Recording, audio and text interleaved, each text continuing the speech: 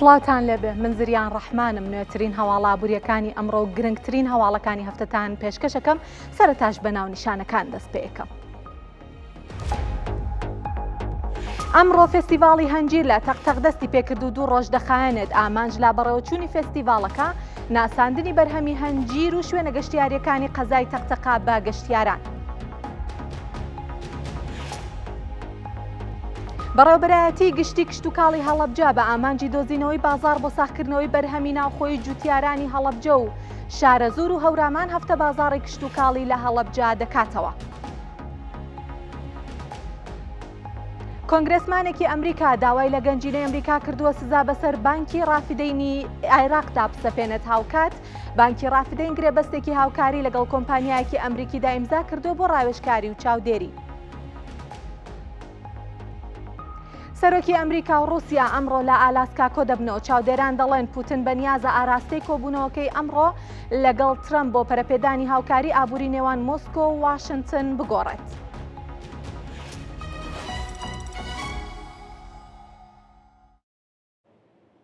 دووبارە سڵاوتان لەبێ. فێستیڤاڵی هەنجیر لە تەقتەق لە پارکی گەشتیاری گوڵی مەهناز دەستی پێکرد بۆ ماوەی 2 ڕۆژ بەردەوامە بێت. ئەمە چوارەم فێستیڤاڵی هەنجیرە کە لەو قەزایە بەڕێوە ئاچێت. ئامانجلەی ناساندنی بەرهەمی هەنجیر و ناوچە گەشتیاریەکانی ئەو ناوچەیە بە گەشتیاران و سەردانکەران. ئەوترێت بەرهەمی هەنجیری تەقتەق لە کاتی پێگەیشتنی هەندێ ڕۆژ بۆ نزیکەی 50 تۆن بەرزە بێتەوە. پێشبینیەکرێت زیاتر لە 100 تۆن هەنجیر لە فێستیڤاڵەکەیە بفرۆشرێت. بە حکمیەوەی کە هەنجیر هەر لە سەرەتای مێژووەوە لەم ناوچەیە پێیا بووە و ڕواوە و چێندراوە، هەرێمی کوردستانیش خاک و کەش و هەوایەکی زۆر لەبار و گونجاوی بۆ ئەو بەرهەمە هەیە. ساڵانە قەبارەیەکی باش هەنجیری شیرین لە خاکی بەپیتی کوردستان بەرهەمە هێنرێت. هەزاران ساڵە لە ناوچەی ڕۆژهەڵاتی ناوەڕاست و دەریای ناوەڕاست هەنجیرە چێنرێت. بەڵگە شوێنەوارناسیەکان دەری ئەخەن کە هەنجیر یەکێکە لە یەکەم بەرهەمەکان کە لە مێژووی مرۆڤایەتیا بەدەستی مرۆڤ چێنراوە. سەرەتا لە باشووری سعودیا ئەچێنرا و دواتر لە سەر تاسەری وڵاتانی سەردەریای ناوەڕاست پەرەیسەند. هەنجیر بە تازەی وەک میوە و بە وشکراویش خواستێکی زۆری لەسرە، بە تایبەتی لە ناوچەی ڕۆژهەڵاتی ناوەڕاست و دەریای ناوەڕاست.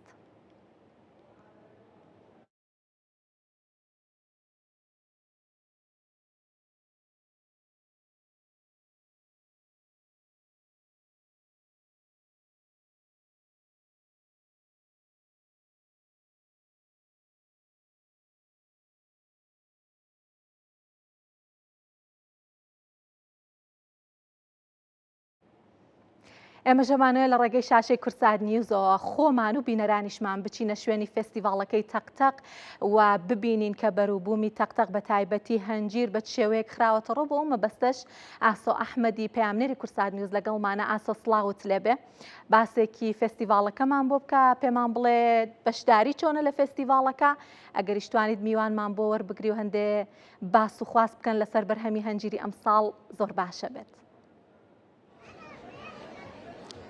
زریان سڵاو لە تۆ لە بینەرانی کورسات نیوزی ئازیز. بەڕاستی بە گوێرەی گەرمی کەش و هەوا و جەوەکە قەرەباڵغی بەم فستیڤاڵەوە ئەبیندێت کە لە قەزای تەقتەق بەڕێوە دەچێت. ئێمە ئەمڕۆ هاتوونەتە ئێرە بۆ ئەوەی دیمەنی گەرموگوڕی فستیڤاڵی هەنجیر کە چوارەمی فستیڤاڵی هەنجیرە لە قەزای تەقتەق بۆ بینەرانی کورسات نیوز بگوازینەوە.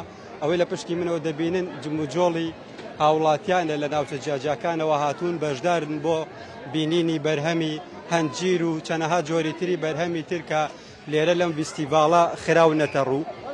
بەڕاستی قەرەباڵغێکی زۆری پێوە دیارە. جۆرەها هەنجیر لە ڕەنگی جیاواز لە گوند و ناوچەی جیاواز هێنراون لەم فستیڤاڵە خراونەتە ڕوو. لە هەمووی سەرتر سعات 5 فستیڤاڵەکە دەست پێکات، ینی بە پێی کاتی دیاریکراو 5 و چەند خولەکێکە یەکێک لە جوتیارەکان دەڵێ ئەوە پرسیاری هەنجیر لێ دەکەن، دەڵێ نەماوە. بەێ من ئەو ساڵ بەشدارم کردەوە فستیڤاڵەوە، بەڵام هەنجیرەکەم تەواو بوو، هەنجیرەکەم جوان بوو تەواو. هێشتا 4-5 دقەیەکە فستیڤاڵەکە دەستی پێ کردو، ینی بە کاتی دیاریکراو. شوێنەکە زۆر قەرەباڵغە و هاوڵاتیان زۆر ڕویان کردیتە ئەو فستیڤاڵە، بۆیە تەواو بوو. ئەمە توانین بڵێن ئەمساڵ چەند تۆن هەنجیر هێنراوە بۆ ئەم فستیڤاڵە؟ وەڵاهی زۆر هاتووە، لەوانەیە لە سەروی 5 تەنەوە هاتووی بۆ ئێرە، نەک هەنجیر لە هەموو میوەک هاتووە. چ چی وچین میوەکان جگە لە هەنجیر؟ وڵا هەنجیرە و هەرمێ و هەنارە و ترێ و هەنجیری وشکەیە و ئیتر شتێکە زۆر هاتووە. هەنجیری ئێرە هین کوێ بە دیاریکرا و گوندەکان ناوچەکانی دەوروبەری تەختەق تەختەقا برێن بە گەرمک و بە ئۆمەرگومەت و بە کانلێ و بە قەرەنا و بە تاڵەبان و بە کەپەنک و هەمووی تێدایە. بەنیاز نیت ئێستا بچی هەنجیری تر بێنی تا درەنگانی شەو لێرە بەردەوامە پێرا ناگەم دەچوم دەهێنا لە بۆی سەرفەبی زۆر قەڵەواڵەکە کەمت هێناوە زووتەوە وڵا زۆرم پێوە بەڵام هاوڵاتیان زۆر ڕوان کردو نزیکەی چەندێکە بوو وڵی 5 سندوق سەرف بووە بەسی من ما عادەی وڵاشەکانیشم زۆر هاتووە لە سەروی 5 تەنەوە هەنجیر هاتووە سەرف بووە. ئێوە وەکو جوتیار جگە لەم فیستیڤاڵانە کە هەنگاوێکی باشە بۆ ساخکردنەوەی بەرهەمەکانتان چی ڕێگایەکی تر بە باش دەزانم بۆ ئەوەی ئەم هەنجیرە جوانە کە وەکو زێر وایە بە خەسارە نەچێت؟ وڵی وەکو ئەوە برێن ئەگە فیستیڤال نەبی ئێمە دەبی بنە علوەکان بەڵام علوەکانی ئێستا کاتەکەی وایە دەبی زوو بچی بە شەوانە باخچەکە بچێنە و باخچە و بیکردی بەلای بیکەوە زوو دەڕوا و بۆ شاران سەرفەبی. دەست خۆش سپاس بۆ تۆ زریان دەمەوێت دیمەنی زیاتری فیستیڤاڵی هەنجیر لە قەزای تەختەق بۆ بینەرانی کورسات نووس بگوازمەوە وەکو دەبینن کە خەڵکی هاتوونە بۆ ئەوەی هەنجیر بکڕن و سەیری هەنجیرەکان دەکەن. مامەجا ماندوو نەبی لەکوێوە هاتووی؟ باشە کاکە وەکو دەبینن هەنجیری زۆر جوان و ماشەڵڵا گەورەن یعنی ها وەکو دەبینن کە هەنجیرەکانی ئێرە گەورەن. کاکە گیان تۆ جگە لە هەنجیرە بینم ئەم بەرهەم هەنە داناوە مرەبای هەنجیرە نازانمە و شتانەی ترامە هەنجیر وشکەوە بۆ بێتە ئێرە سپاس دەکەین. بەچی بەشداری لێرە لەم فیستیڤاڵ؟ براجیان سەرتا بەخێر بێن بەخێرانی کەناڵە جوانەکەتانەکەم ئەم بەرهەمانە هەمی لە بە هەنجیری خۆماڵی تەختەق و دەوروبەرێتی مەسەلەن هەنجیری جگیلە و قەرنا و گوندەکانی دەوروبەری طبعا لێرە وەکو مرەبای هەنجیر کە مرەبایەکەم تازەیە یاخود نانی هەنجیری جەباکونجی یاخود بە گوێز ئامادە کراوە هەنجیری وشک ئامادە کراوە. دەست خۆش با و دیمەنش پێشان دەی جگە لە هەنجیرەوە کوبەیان هێناوە دیارە هەر لەم فیستیڤاڵە خواردنی کوردەواریش بە هەمان شێوە دروست دەکرێت. ئەو دوو پیاوە دوو مەنجەڵی گەورەی کوبەیان هێناوە با فریایان کەون بزانم کوبەیە بە هەمان شێوە لەم فیستیڤاڵەیە ساغەکرێتەوە. کاکە هەرچەند ماندوون بەڵام بەڕاستەوخۆ لەگەڵتانان پێم بڵێ کاکە زانم ماندوون بەڵام هەر بۆ فیستیڤاڵەکان کوبانەتان هێناوە ساغی بکەنەوە؟ بەرێ لە ماڵەوە دروستان کردو بێگومان بۆ خوای ئەوە دەزانیا ئەم نازانم چی و چی هێنراوە لێرە بۆم وڵای کوبەیە و شیرنەمەنیەوە یا پراخەڵ ئەوەیە. دەست خۆش زریان وەکو دەبینن بەڕاستی فیستیڤاڵی چوارەمین فیستیڤاڵی هەنجیر لە قەزای تەختەق زۆر قەڵەباڵغا. نازانم بۆ خۆت هاوینە هەواری مهنازت بینیوە لە تەختەقیان نا بەڵام ڕوبەرێکی فراوانە بە درێژایی ئەم ڕوبەرە فراوانە هەم هاوڵاتیان لە شار و ناوچە جیاوازەکانەوە هاتوون هەم جوتیاران هاتوون بۆ ساخکردنەوەی بەرهەمی کێڵگە و باخەکانیان کە باخی هەنجیرە. لە دەنگی من بێ حەزەکەم لە یەکێک لە فرۆشیارانی هەنجیر لە بەڕێکە و فستیڤاڵە بە دیاریکراوی تایبەتە بە بەرهەمی هەنجیر پرسیاری نرخی هەنجیرمان بۆ بکە لەوێ ڕاستەوخۆ لە جوتیارەوە ئەگات بەدەستی کڕیار و بەکاربەر بۆمان بپرسە بزانین نرخەکەی چەندە جیاوازی چۆنە لە فرۆشیارێک و بۆ فرۆشیارێکی تر و بپرسە بزانە جیاوازی هەیە لەگەڵەوەی کە ئێمە لە بازاڕی کڕی. زریان ئێستا و پرسیارەت ئارار و جوتیارەکانەکەم بەڵام بەڕاستی زۆر قەڵەباڵغا کڕیاری زۆریان لەسەرە. کاکە ماندوو نەبن کێ خاوەنیم ماندوو نەبی بەڕاستەوخۆ کورسات نیوز لەگەڵتاین پێم بڵێ ئێستا نرخی هەنجیر بە چەنە و لە جوتیارەوە تا ئاگاتە کڕیار بە چەندە لە عەلوا لە بازاڕی ترکە لە سەر شەقامەکانیش دەبینم بەفرۆشن شەقامشە سەرەتا بەخێر بێن وەڵایی هەنجیر سەر لە عەلوا بە 1 ڕوعبێکە 1.3 لەسەر عارەبانە جێتە 2 1.5 لە دوو تێ نابڕێت هەنجیر لەسەر عارەبانەکان لە عەلوەکەش 150,000 150,200 تا 300 تێ نابڕێت. من ئەگەر بمەوێ هەنجیر بکڕم کاک عیسا دیمەنەکە پێشان دەی چۆن بزانین ئەم هەنجیرانە کامەی لە هەمووی باشترە و خۆشترە؟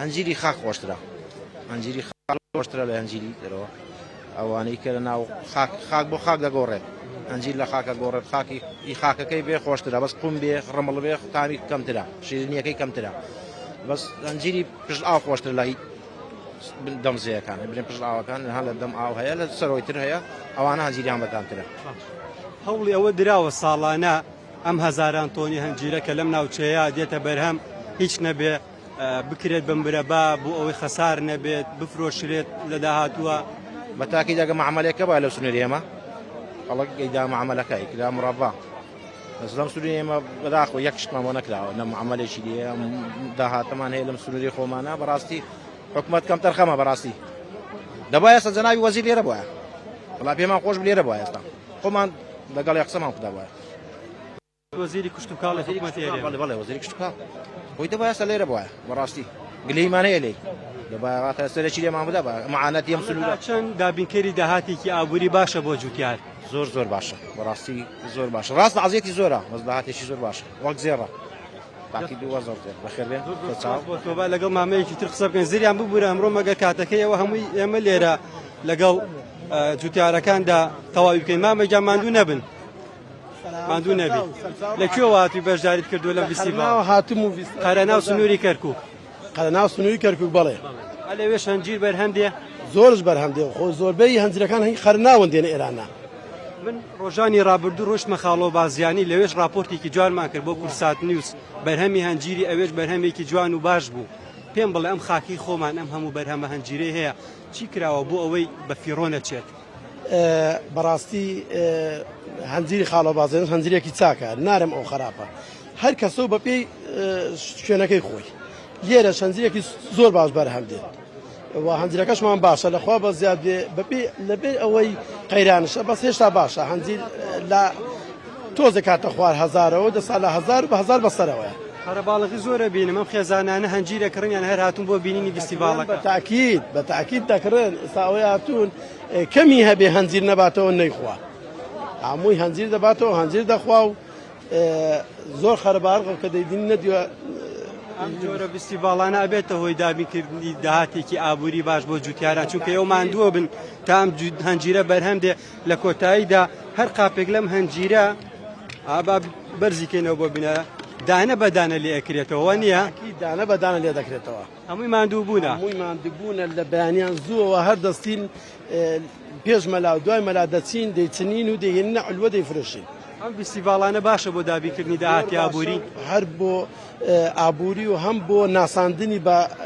کوردستانش بە هەموو شارەکان دەناسرێن خوا بەرەکەتی تێ بکات ئینشاڵڵا بەڕاستی زریان وەکو دەبینن بەم بەر و بەو بەرایانی دەتوانم بڵێم لە پانتایی 1000 دۆنم زەویە کە لێرە لە باخچەی مەهنازە فیستیڤاڵێک ڕێکخراوە کە چوارەمی فیستیڤاڵ ئەمە ساڵانە ئەم فیستیڤاڵە لە فەزای تەختەق بەڕێوە دەچێت وەکو دەبینن مرەبای هەنجیر دانراوە جگە لە هەنجیر بەرهەمی ترێ بەرهەمی ترکە بە هەمان شێوە بەرهەمی سوورشتی ئەم ناوچەیە جوتیاران هێناویانە بۆ ئەوەی لەم نمایشە یان لەم فیستیڤاڵە نمایشی بکەن بۆ کڕیارانی وەکو دەبینن قەرەباڵغێکی ئەجگار زۆرە ئەوەی من دەشتی بینم خەڵک بە پۆشی چی پیا و بەجلی کوردیەوە چی ژنان و ئافرەتان بەجل و بەرگی ڕەنگە و ڕەنگی کوردیەوە بە هەمان شێوە هاتوون بەشداریان لە فیستیڤاڵە کردووە کا درەنگانی شەو بەردەوام دەبێت ئاسۆ بە گوێرەی زانیاریەکانت ئەم هەنجیرەی هەرێمی کوردستان بە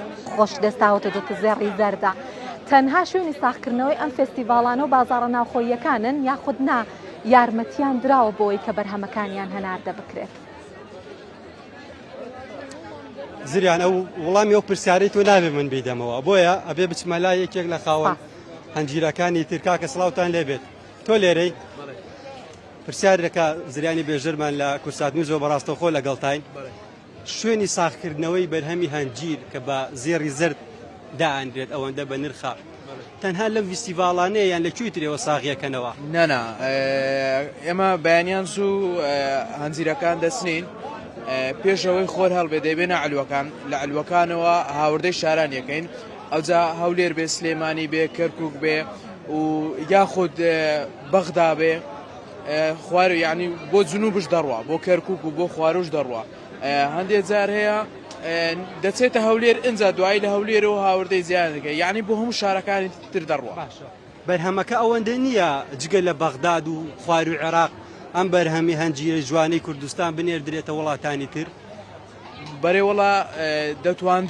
دەتوانرێ بنێرێتە وڵاتانی دیکەش بەڵام ئەگەر حکومەت هاوکاری فەلاحکام کە یعنی بە دابینکردنی هەندێک دابینکردنی دەرمانی وەرزی بێ یاخود دابینکردنی ئاو بێ کارەبا بێ بۆ ئاودان ئێستا کێشەی ئەو ئاومان هەیە بەڕاستی زۆر کێشەی بێ ئاویمان هەیە پێویستی بە ئاوی زۆرە داری هەنجێر وەڵڵا پێویستی بە ئاوی زۆرە و نابێت گەرما زۆر لێ بدا دەبێت دایم ئاوی لە ئاو بدرێ بۆی بنی فێنک بێ هەنجیرەکەی جوان دەرچێ.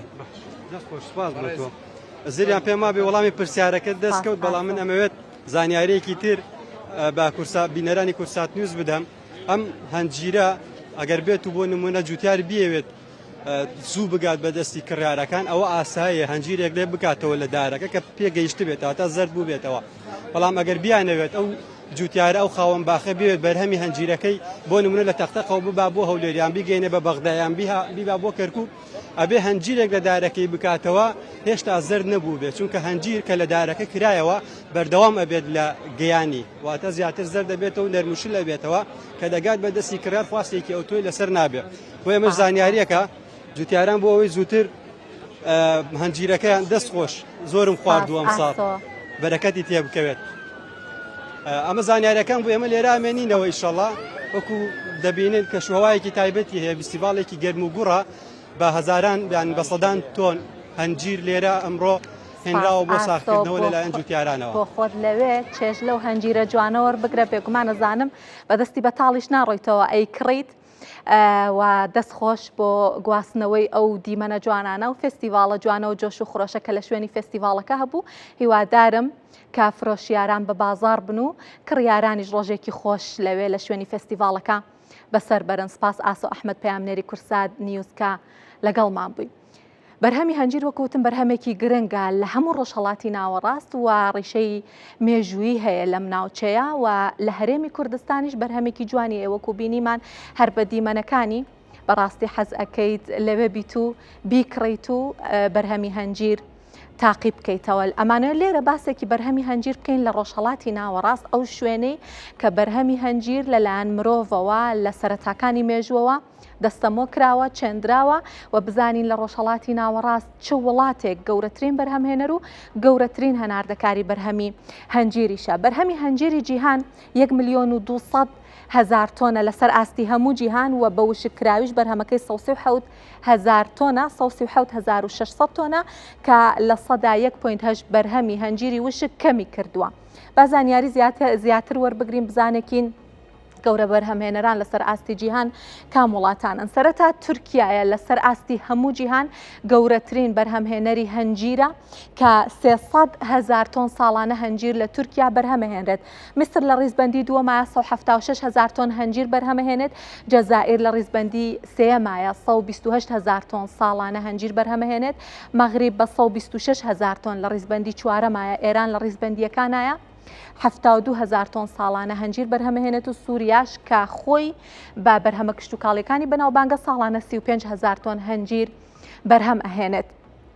جیاواز لەم بەرهەمهێنەرانە با باسی هەناردەکەشی بکەین لەسەر ئاستی جیهان و پێشتانەڵم کێ گەورەترین هەناردەکاریشە لە بەرەوەی کە شرت نییە ئەگەر گەورەترین بەرهەمهێنەر بووی حتمما گەورەترین هەناردەکاریش بی ڕەنگە بەشێکی زۆری لە ناوخۆ ساخت بکرێتەوە. بەڵام سەرەتا با ئەوە بڵێم لەسەر ئاستی جیهان 182,000 تۆن هەنجیر بە بەهای 807 ملیۆن دلار لە نێوان وڵاتانەوە بازرگانی پێوە ئەکرێت و هەناردە ئەکرێت کە ڕۆژهەڵاتی ناوەڕاست پشکی شێری بەرکەوتووە 110,000 تۆن ساڵانە هەناردە کات کە ساڵی 2024 بەراورد بە ساڵی پێشووتر لە سەدا 3.2 دابەزینی تۆمار کردووە.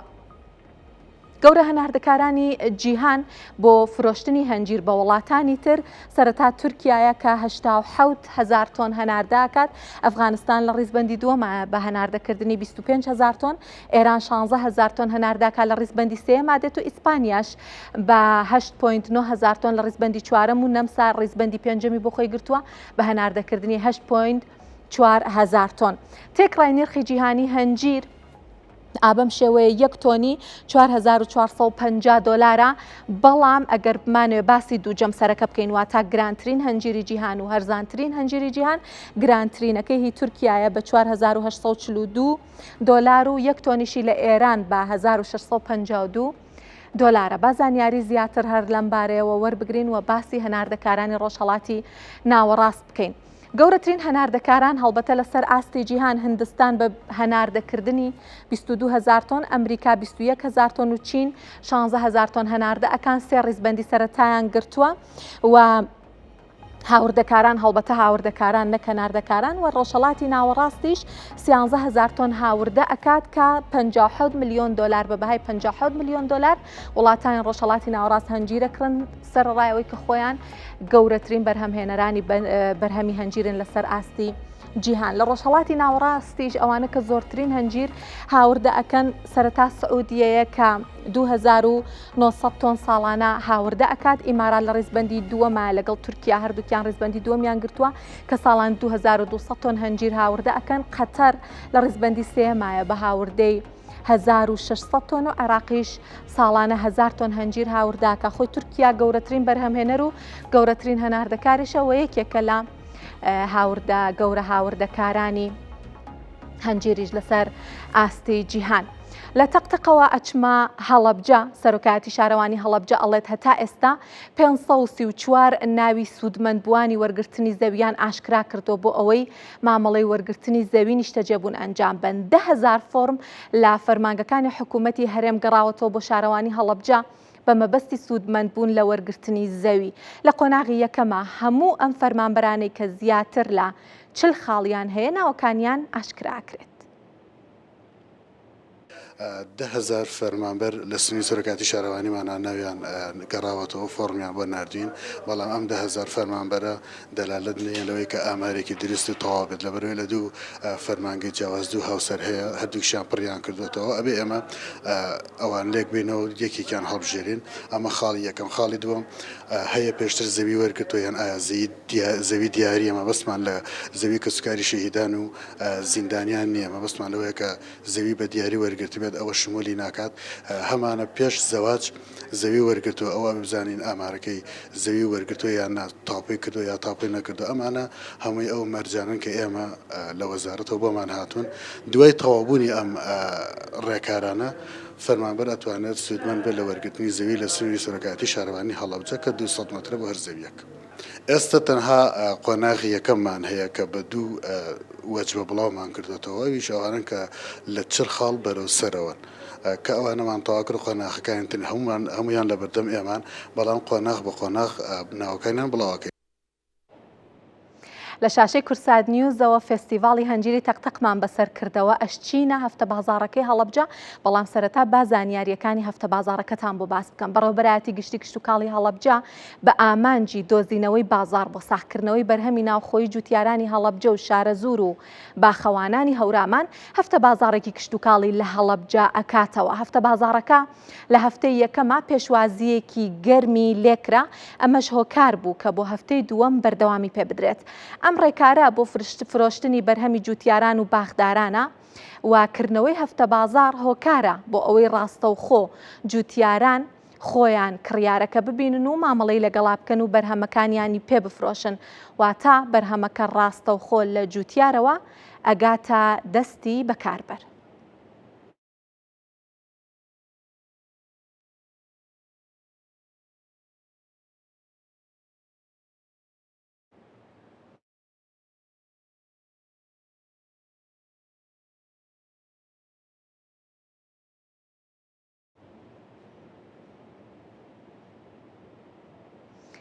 با هەفتە بازاڕەکەی هەڵەبجەش بەسەر بکەینەوە بۆ مەبەستا چینە لای پەیامنێرمان سەلاح جەمیل لە هەڵەبجەوە. سەلاح سڵاو لێ بێم کاتت باش. باسێکی هەفتە بازاڕەکەمان بۆ بکە وتت کە هەفتەی یەکەم پێشوازێکی باشی لێکراوە. ئەمڕۆ پێمان بڵێ جموجۆڵ بە شێوەیەکە ئایا وەک پێویست وەک هەفتەی ڕابردوو کڕیار ڕوویان تێکردووە؟ زریان دیارە هەفتە بازاری کشتتوکاڵی دوو هەفتەیە بەردەوامە. ئەو پێشوازی و گەرمگوڕی هەفتەی پێشوای کردووە کە ئەمڕۆ بەم شێوازە لە تەواوی شارەکانەوە خەڵک بێنە هەڵەبجەوە لێرە شت بکڕن. ئەو میوە و سەوزانەی کە پێویستە و جوتیار بەرهەمی هێنێت ڕاستەوخۆ لێرە ئەیفرۆشێت و ساغی دەکاتەوە لەم هەفتە بازاڕە. من ستار محمود بەڕێوەبەری گشتی کشتتوکاڵی هەڵەبجەم لەگەڵ ئەمە ڕاستەخۆ بچمە لای خۆی پێشوازی خەڵک چۆنە ئەوەی کە لێرە گوزەرێ تا چەندێک جوتیاری دڵخۆش کردووە و ئێوە مەهامەکەی خۆتانتان پێکاوە. سپاس بەخوای گەورە ئەم هەفتەیە زۆر لە هەفتەی پێشوو قەرەباڵغترە و پێشوازی خەڵک زۆر زیاترە و ژمارەی جوتیارانی بەشداربووی زۆر زیاترە. ژمارەکە 100 بوو جاری پێشۆم جارە چۆ بۆ چەند؟ ئەتوانم بڵێم لەوە چێ بە جوتیار و خاوەن کاروانن لەسەروی 120 کەس بەشداری کردبێت لە ناو هەفتە بازاڕەکە. جاری پێشوو توانیان تاوای بەرهەمەکانیان ساغ بکەنەوە؟ ئەتوانم بڵێم لە سەدا 90یان بەرەو ژوور کە ڕۆشنەوە هیچ بەرهەمێکیان نەما بوو هەمویان فرۆشت بوو ئەلبەت ئەوانەی کە تەڕەکاڵن بەڵام خۆتە زانی بەرهەمی وشکە تۆزێ ینی مامەڵی جیاوازترە ناتوانرێت بە یەک جار هەمووی ساغ بکرێتەوە بەڵام ئەوانیش هەر زۆر ڕازی بوون لە دۆخەکە. تۆ بەڕێوەبەری گشتی کشتتوکاڵی چاودێری بەرهەمەکان لێرەکەی نرخ چۆنە لەگەڵەوەیشە ئەبێت چاودێری نرخیش بکەیت و ئاگات لە نرخی بێ بۆ هەم فرۆشیار هەم بە کاربەر هەم خاوەن بەرهەمێنە. بەتاکید ئێمە چاودێری نرخمان کردووە و نرخی ئەو بڵێن فرۆشیارانی کە لێرەن بەشێکیان بە نرخی ئەلوەی فرۆشن بەشێکیان ڕەنگە تۆزێک زیاتر لە نرخی ئەلوە بەڵام لەو نرخە زۆر کەمترە کە بەقاڵەکانی فرۆشن و ئەگاتە دەست کڕیار. خۆش بێ سەرکەوتوو بن. بەڕێوەبەری گشتی گەشت و گوزاری هەڵەبجەش لێرەیە بە یارمەتی کاک ڕاستگەوە ئەم جۆرە لە دروستکردنی هەفتە بازاڕ چەندێک فۆرمی گەشت و کاڵ بەهێزترەکات چەندێک کاریگەرە بۆ دروستکردنی بازارێک بۆ ڕاکێشانی سەرنجی گەشتیار بۆ هەڵەبجە. ئێوەکو بەڕێبەرایەتی گشتی گەشت و گوزاری هەڵەبجە چەندێک پشتگیری لەم جۆرە پێشانگا و فستیڤاڵ و هەفتە بازاڕانە نەکەن؟ ئێمە زۆر خۆشحاڵین زۆر دڵخۆشین هەڵەبجەیەکێکە لەو ناوچانەی تەنها ناوچەی گەشتیاری دەوڵەمەند نییە بەڵکو بەرەبوومی کشتتوکاڵی زۆری هەیە واتە ئێمە توانین بڵێن ژمارەیەکی لە سەر ئاسیێرەمی کوردستان کە تێرمی گەشتتوکاڵ کە بەڕێجێکی سەرۆکوەزیران کاقوبات هێنایەتە ناو سێکتەری گەشتوگار و کشتتوکاڵ و گەشت و گوزارەواتە تێکەڵکردنی سەرد و سێکتەرەکەیە ئەمە بۆ خۆی نیشانەیەکە بۆ یەکە ئێمە دەوڵەمەندی لەم بوارەیە هیوادارم لە داهاتوو بتوانین پەرەی زیاتری پێ و ئەوەن بۆ ماوەی 2 هەفتەیە بێ ئەم هەفتە بازاری بەرومە کشتتوکاڵیەکان بەردەوامە طبعاً کە گەشتیاریە بۆ ئێرە سەردانەکە شت ئاکرێ کاتێکی خۆش بەسەر ئەبانە ناوچە گەشتیارەکان بە تایبەتر ئەمڕۆ زۆر قەرەباڵغە خەڵکی زۆری لێیە لەبەرەوەی ئەو میوانانەی کە ڕوو لە پارێزگای هەڵەبجەیەکەن بۆ کات بەسەربردن درەنگانێکی ئێواران درەنگانێکی شەویەن بۆ ئێرە و بەرهەمبووی بەرهەمی خۆماڵی بەدەستی خوانە بنەوە بۆ ماڵەوە. لە ڕووی سەرنج ڕاکێشانی گەشتیارەوە اینی خۆی بی پێکاوە تەواو نیشانەی خۆی پێکاوە دانێکی زۆر باشی هەیە چکە ئێمە لە ڕێی گروپاتی گەشتیاریەوە داوامان لێکردون کە شتێکی زۆر گەورە لە هەڵەبجە هەیە ئەم 2-3 هەفتەیە وەرن بەروبوومی خۆماڵیت بەدەستی خۆتان بەرنەوە نەکوت هەیە ناسناعیە بەرومێکی تەواو جیاواز و تەواو یعنی هەست بە تامی میوەی ئەکەیت لە هەرێمی کوردستان کە بێ بۆ ئێرە. دەستان خۆش بێ سەرکەوتوو بن هاوکارم کاک سەردارە گەروێنەکان بگوازێتەوە لێرە هەموو بەرهەمەکان بوونی هەیە هەنجیرە ئەم وەرزە وەرزی هەنجیر و ترێ و تەڕەکاڵ و تەماتە و هەموو جۆرەکانێتی لێرە کە هاوڵاتی دێتە ناو بازاڕەکە دەتوانێت هەموو شتێک بکڕێت و ئەم هەفتە بازاڕە دەوڵەمەنە بە چەندین بەرهەمی ئۆرگانی هەڵەبجە و هەورامان و شارە زۆرجووتیاران باخەوانان و خاوەن بەرهەمەکان زۆر دڵخۆشن بەوەی کە ئێستا بازاڕێکیان بۆ دروست کراوە ڕاستەوخۆ خۆیان بەرهەمەکەی خۆیان ئەفرۆشن و پارەش دێتە دەستی خۆیان واتە پارە نادەن لە دەستی دووەوە پارەیان بەدەست لە دەستی یەکەوەیە و ئەمە سوودێکی زۆر باشیان پێگەێنێت لە ڕووی ئابوووریەوە ئەوە هەیە کە دەبینرێت هاوکارم وێنەکان کە دەگوازێتەوە دەبینرێت خەڵکێکی زۆر بەردەوام ڕوو لە هەفتە بازاڕەکە دەکات ئەمە دەرگای هاتنە ناوەیەتی پۆل پۆل خەڵک دێتە ناو هەفتە بازاڕەکە ئەمەش کاریگەری لەسەرەوەیە کە هەڵەبجە لەبەر لەباری ناوچەکەی بەردەوام خەڵک ئەخوازێت بۆ ئەم شێوە بەرهەمانە ڕووی تێ بکات و ناوچەیەکی هەم گەشتیاریە هەم کشتتوکاڵیە و ناوچەیەکی لەباریشە لە ڕووی کەشوهەواوە بۆیە ئەبینرێت لەبەر دەوڵەمەندی ناوچەکە هەمیشە ئەم جۆرە فستیڤاڵان فستیڤاڵی هەنار فستیڤاڵەکانی دیکە یەک لە یەک زیاتر قەرەباڵغی بە خۆیانەوە دەبینن هەموو بەرهەمەکانی جوتیاران کە لێرە ساغکرێتەوە بووەتە پاڵپشتێکی زۆر باش و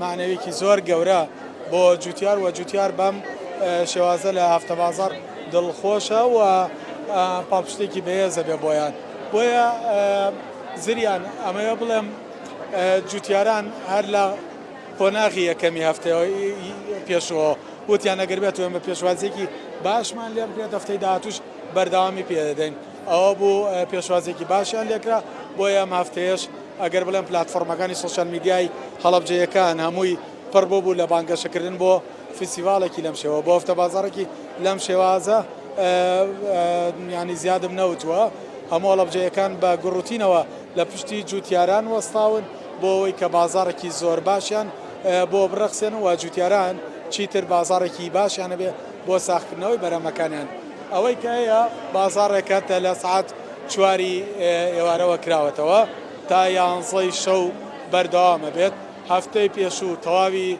جوتیاران و باخەوانانەوانەی بەرهەمیان هێنا بۆ ئێرە هەمویان فرۆشت بوو و هیچیان نەمابووە تەنها ئەوانە نەبێت کە لێرەدا هەیە وشکە فرۆشن ئەو وشکانە زیاتر توی وشکەوە بەرە گوێزی وشکەوە بەرنێ هەڵوژەیە قەیسیە مێوژە ئەمانە ئەمێنێتەوە بە یەکجار هەمووی سەرف نابێت بەڵام تەڕەکاڵەکان و میوە و سەوزە هەمووی بە یەکجار خۆشبەختانە توانرا ساغ بکرێتەوە و هەفتەیەکی پڕ لە سوود بوو بۆیان بۆیە ئەمە وەکوتم هەفتەیەکی دووەمین هەفتەی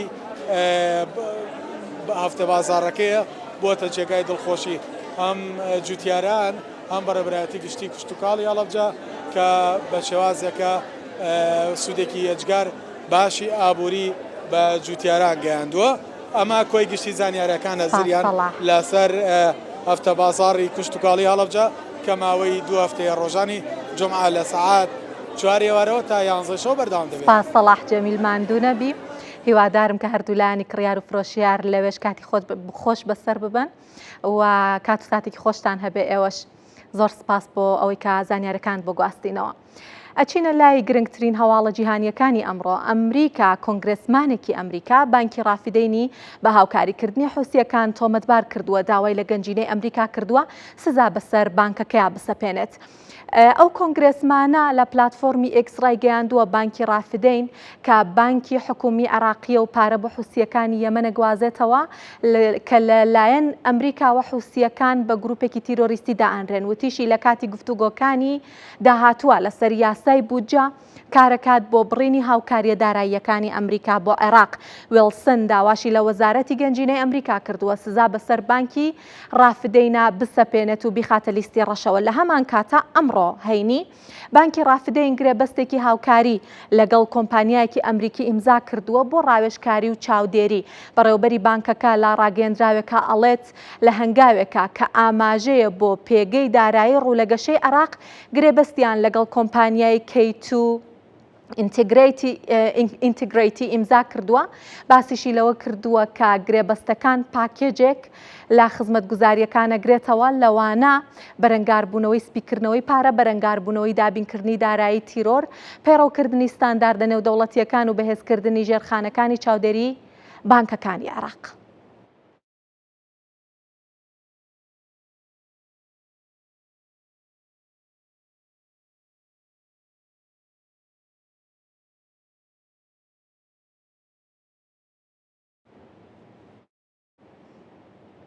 قەیرانی ئاو لە عێراق گەیشتووەتە ئاستێکە وەزیری سەرچاوەکان لە ماوەی وەزیری سەرچاوەکانی ئاو لە ماوەی پێشواوتی وەرزێک چاوەڕێمانە کە سەختترینە لە ماوەی 100 ساڵە. قەیرانی ئاو تەنها بەرۆکی عێراقی نەگرتووە بەڵکو کێشەیەکی ناوچەیی و جیهانیشە بۆ نمونە میدیاکانی تورکیا دان بەوەیە ئەنێن کە بۆ دابینکردنی پێویستی هاوڵاتیان ڕوبەڕووی کورتهێنانی ئاو بوونەوە نەتەوە یەکگرتوەکانیش هۆشداریە یاد لەوەی کە تا ساڵی 2030 تورکیا ئەچێتە ڕێزی وڵاتانی بێ ئاوەوە.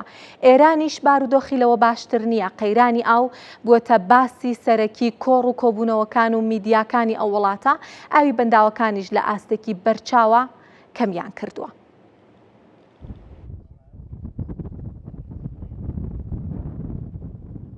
ساڵانێکە عێراق ڕوبەڕووی قەیرانێکی بێدەنگ دەبێتەوە کە لە ئێستادا ئاماژەکانی بەڕوونی دەرکەوتووە و هەڕەشەیەکی جددیشە بۆ داهاتوو. قەیرانی ئاو کەمبوونەوەی سەرچاوەکانی ئاو لە ئاستێکی بەرچاودا، وشکە ساڵی گرتنەوەی ئاو لەلایەن وڵاتانی دراوسێ و ناکارامەی لە بەڕێوەبردننی سەرچاوەکانی ئاو ئەو هۆکارانن کە ئاسایشی ئاوی عێراقیان ڕوبەڕووی مەترسی کردووەتەوە. وەزیری سەرچاوەکانی ئاوی عێراق لە نوێترین لێدوانیدا باسی لەوە کردووە کە بەهۆی قەیرانی ئاوەوە لە مانگی ئەیلولدا کشت و کاڵ لە عێراق بە تەواوەتی ڕادەگیرێت. ئەوەندیا بۆ وێناکردنی ئاستی قەیرانەکە باس لە دابەزینی ئاوی بەنداوەکان دەکات و لە نێوان ئەو بەنداوانەی ناویان دەبات ناوی دوو بەنداوی گرنگی هەرێمی کوردستانیش دەهێنێت کە بەنداوی دووکان و دەربەندی خان و دەڵێت یەدەگی ئاوی بەنداوە سەرەکیەکان لەوانە بەنداوەکانی مووسڵ، دەربەندی خان، دووکان، سەرسار، حەدیسە و حەمرین بۆ کەمتر لە 8 ملیار مەتر سێجا دابەزیوە کە زۆر کەمترە لەو ئاستەی بۆ کشت و کاڵ و بەکارهێنانی ڕۆژانەی هاوڵاتیان پێویستە و جەخت لەوە دەکاتەوە کە عێراق ڕوبەڕووی سەختترین وەرز دەبێتەوە کە لە ماوەی 100 ساڵدا وێنەی نەبووە. في كل المحافظات الجنوبية والوسط کێشەکە تەنها ئاوی بەنداوەکان نییە. دیجلە و فورات دوو سەرچاوەی سەرەکی دابینکردنی ئاوی عێراقن کە سەدا 90 سەرچاوە ئاویەکانی سەرزەوی عێراق دابین دەکەن و بە درێژایی مێژوو دوو شادەماری کشت و کاڵ و ئاوی خواردنەوە و بەرهەمهێنانی کارەبا و ژیانی ڕۆژانەی ملیۆنان عێراقین و ئێستا بەرەو وشکبوون دەچن.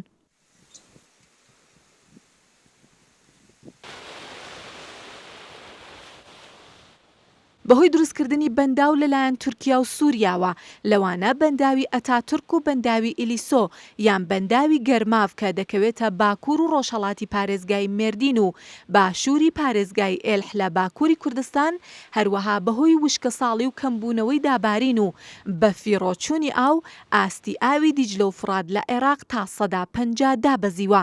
ئەگەر بەو شێوەیەش بەردەوام بێت پێشبینی دەکرێت عێراق تا ساڵی 2035 سەدا 80 سەرچاوە ئاویەکانی لەدەست بدات.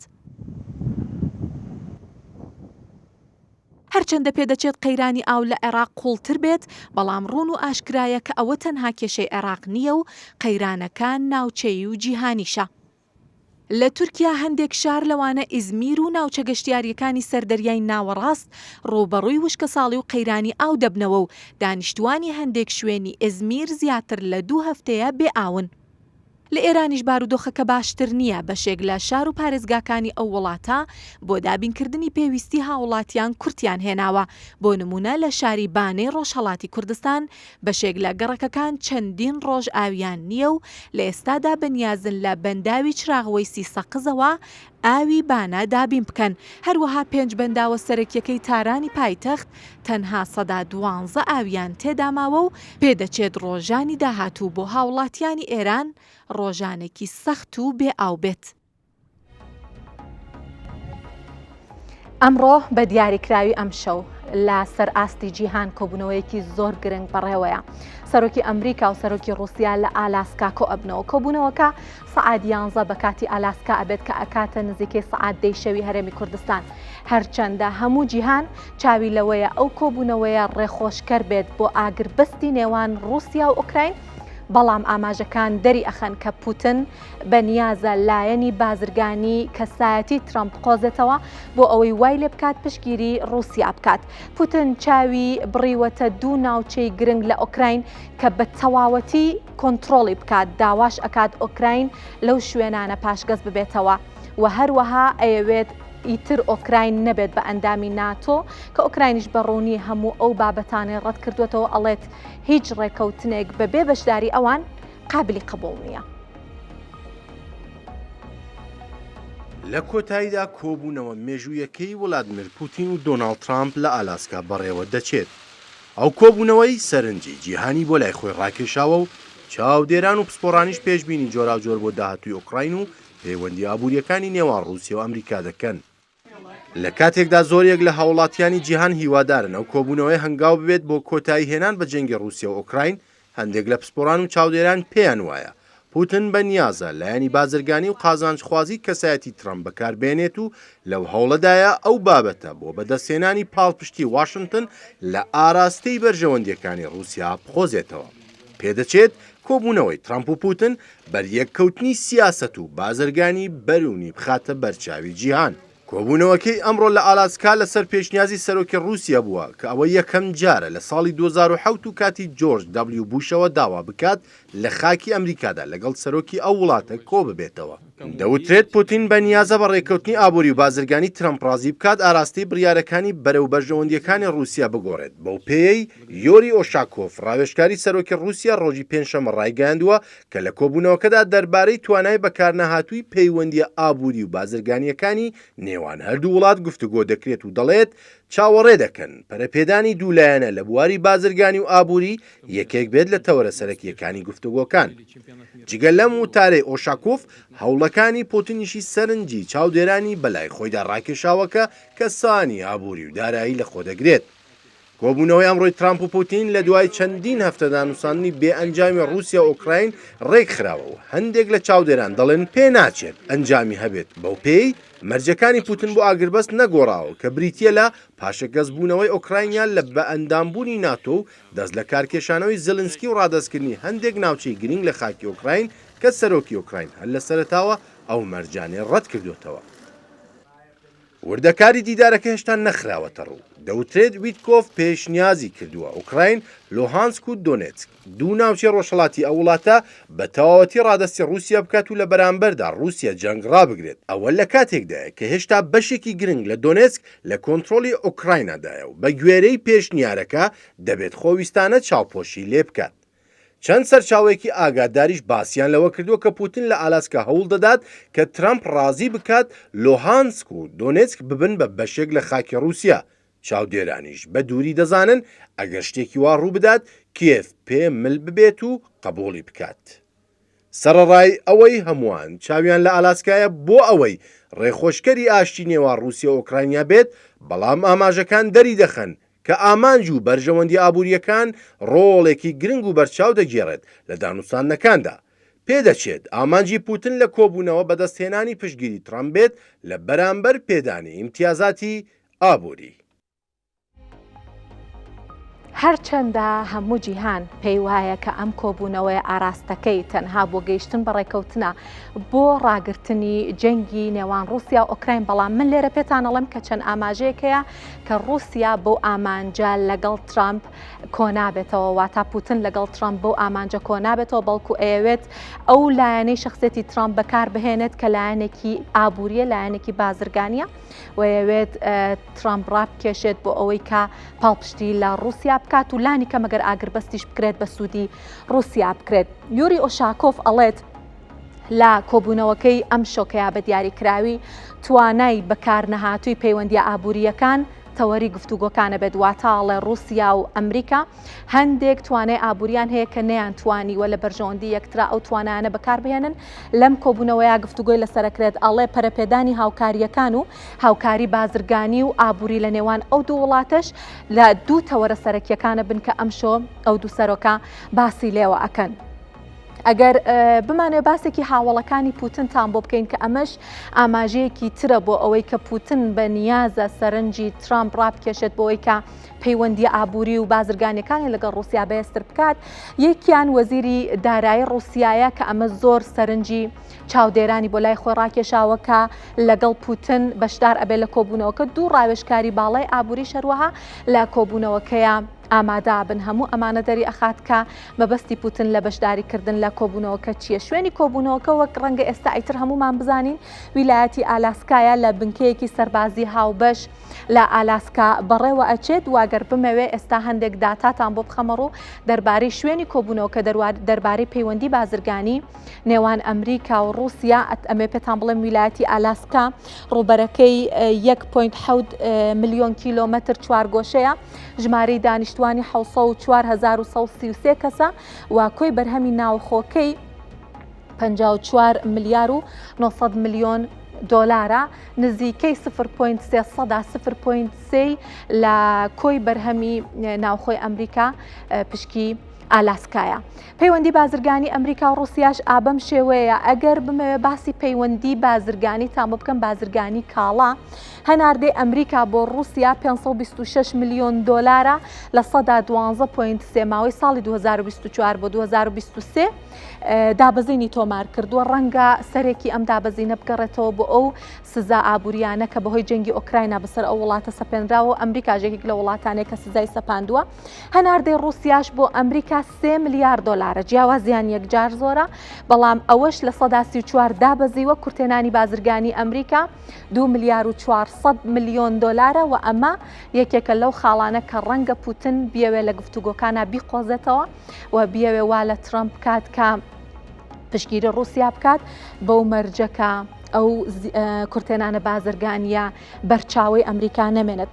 هەروەها ئەگەر بمێ باسی بازرگانی خزمەتگوزاری ئەو دوولایەنە بکەم، قەبارەی بازرگانی خزمەتگوزاریەکان واتە ناردنی ئەندازیار و دەستی کار و شتی هاوشێوە 1.6 میلیارد دۆلارە بەگشتی واتە لەلایەن هەردوولاوە کە خزمەتگوزاریەکانی ئەمریکا بۆ ڕوسیا زیاترە 1.3 میلیارد دۆلاری پشکی ئەمریکا، بەڵام ئەویش دیسانەوە ماوەی ساڵی 2023 بۆ 2024 لە سەدا 3.9 دابەزینی تۆمار کردووە. سزاکانی ئەمریکا بۆ سەر ڕوسیا بەهۆی جەنگی ئۆکراینەوە ئەم کەرتانە لەخۆ ئەگرێت. 5,000 کەسایەتی و دامەزراوە لەلایەن ئەمریکاوە سزایان خراوەتە سەر بەهۆی جەنگی ڕوسیا و ئۆکراین و بەهۆی هێرشی ڕوسیا بۆ سەر ئۆکراین.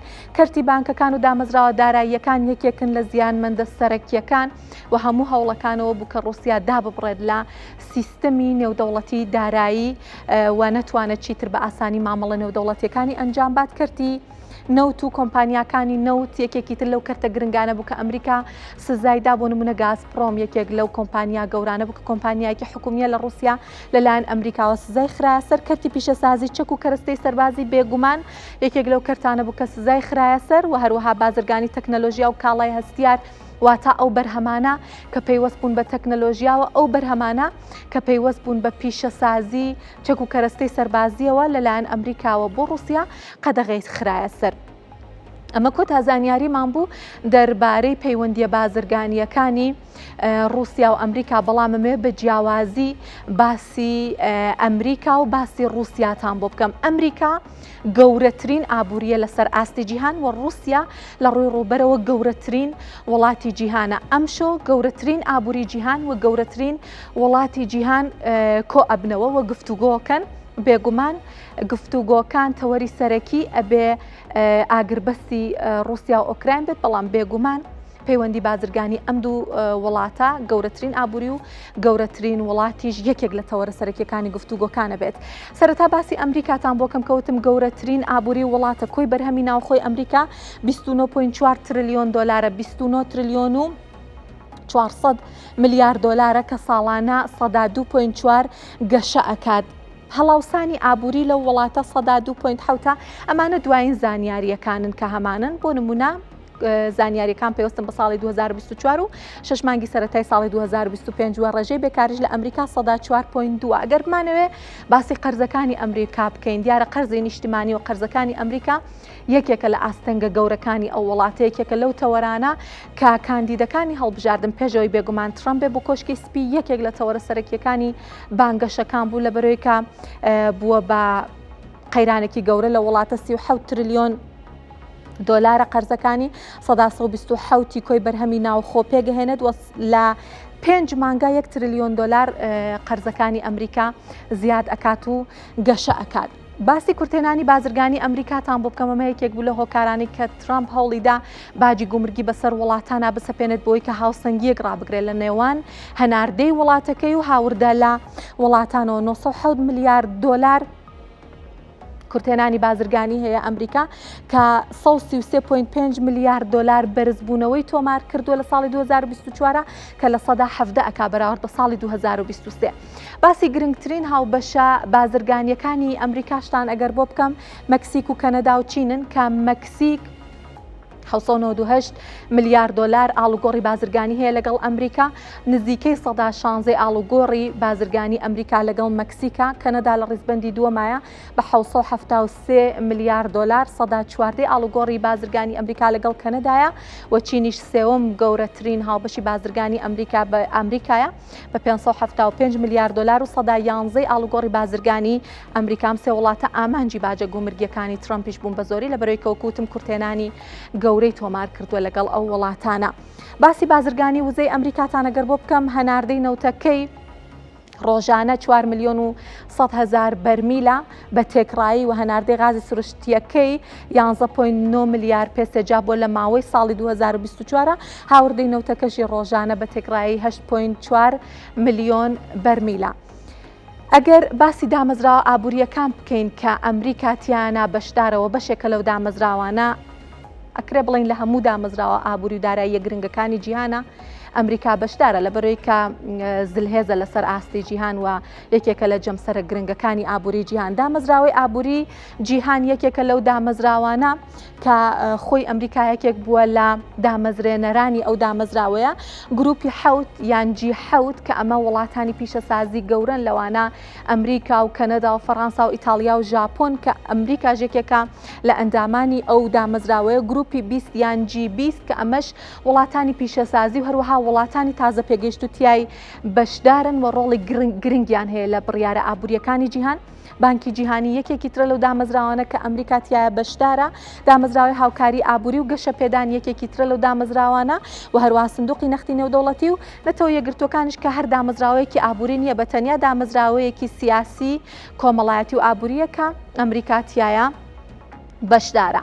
ئەگەر بمێ باسی ڕوسیاتان بۆ بکەمە، گوتم گەورەترین وڵات لە ڕووی ڕووبەرەوە لەسەر ئاستی جیهان، ڕووبەرەکە 7 ملیۆن کیلۆمەتر چوارگۆشەیە، 1 لەسەر 8 وشکانی جیهان پێک ئەهێنە. کۆی بەرهەمی ناوخۆی رووسیا 2.1 تریلیۆن دۆلارە کە ساڵانە سەدا 4.1 کۆی بەرهەمی ناوخۆیەکەی گەشە ئەکات. هەرچەند دوای سزاکان هەندێک ڕوبەڕووی هەندێک ئاستەنگ بووە، بەڵام توانی خۆی دەرباس بکات لە ئاستێکی زۆرا لە سزاکان و هێشتا ئابوووریەکەی لەسەر پێبەرەنگار، ینی ئابوووریەکەی توانی لە شوێنی خۆیان بتوانێت بە باشی بمێنێتەوە پاشەکشەیەکی ئەو تۆمار نەکات. قەرزی نیشتیمانی رووسیا 438.7 ملیار دلارە کە 120.3 کۆی بەرهەمی ناوخۆی ئەو وڵاتە پێک ئەهێنێت. هەڵاوسانی ئابووری لە رووسیا 108.8 و بێکاریەکەشی 102.53. رووسیا ئەگەرمانەوە باسی یەدەگی وزەکەی بکەین، رووسیا یەکێکە لە گەورەترین خاوەن یەدەگەکانی جیهان لە ڕووی نەوت و غازی سروشتیەوە. هەر ئەوەش هۆکار بۆ کە وڵاتان زۆر دەستیان تێی نەچێت بتوان بیانەوێت سزای زۆر قورسی بەسەرا بسەپێنن. یەدەگی نەوتەکەی 58 ملیار بەرمیلە لە ڕیزبەندی پێنجەمی جیهانە. یەدەگی غازە سروشتیەکەی 63.5 تریلیۆن مەتر سێجا ڕیزبەندی یەکەمی هەیە لەسەر ئاستی جیهان و لە ڕووی هەناردەی نەوتیشەوە 9.2 ملیۆن بەرمیل ڕۆژانە هەناردە ئەکات بە تێکڕای، هەرچەند وەگوتم سزاکان هەندێک گۆڕانکاری بەسەراهێناوە. بازرگانی نانەوتی رووسیا هەناردەکەی 417 ملیار دلارە، هاوردەکەی 294 ملیار دلارە، زیادەی بازرگانی هەیە نەک کورتێنان و هاوبەشە بازرگانیەکانیشی رووسیا لە بەرەوەی کە وڵاتانی ڕۆژاوایی بەهۆی جەنگەوە سزان بەسەرا سەپاندووە زۆرتر ڕووی کردوتە وڵاتانی ئاسیایی و وڵاتانی ڕۆژهەڵاتی ناوەڕاست. چین گەورەترین هاوبەشی بازرگانی رووسایە 244.8 ملیار دلار قەباری بازرگانیەکانە. هندستان لە ڕیزبەندی دووەمایە بە 66 ملیار دلار و تورکیاش لە ڕیزبەندی سێمایە بە 52.6 ملیار دلار قەبارەی بازرگانی. دامەزراوە ئابوووریەکان کە رووسیا تیاندا بەشدارە، زۆرتر ئامانجی رووسیا لە بەشداریکردن لەم دامەزراوانە دەرباز بوونە لە سزاکانی وڵاتانی ڕۆژاوایی. یەکیانێکێتی ئۆراسیایە کە ئەمە وەکوتم بەکاری ئەهێنێت بۆ ئەوەی کە دەرباز ببێت لە سزاکان. دامەزراوی هاوکاری شانگەهای یەکێکی ترە لەو دامەزراوانە. سندوقی نەختی نێودەوڵەتیش دامەزراوەیەکی ترە کە رووسیاش هاوشێوەی ئەمریکا تیایدا بەشدارە. دامەزراوی بازرگانی جیهانی، دامەزراوی بازرگانی جیهانی ئاسانکاری ئەکات بۆ کاروباری بازرگانی لەسەر ئاستی جیهان و ئەو کێشانە چارەسەرەکە لە نێوان وڵاتانە دروستە بێ لە ڕووی بازرگانیەوەنەتەوە یەکگرتووەکانی ژۆکوتم دامەزراوەیەکی سیاسی و کۆمەڵاتی و بازرگانیە و هاوشێوەی ئەمریکا رووسیاش لەو دامەزراوەیە بەشدارە. بەم شێوەیە بە یارمەتی هاوکارانم گەشتی هەواڵ ئابوووریەکانم پێشکەشکردن هەر شاد.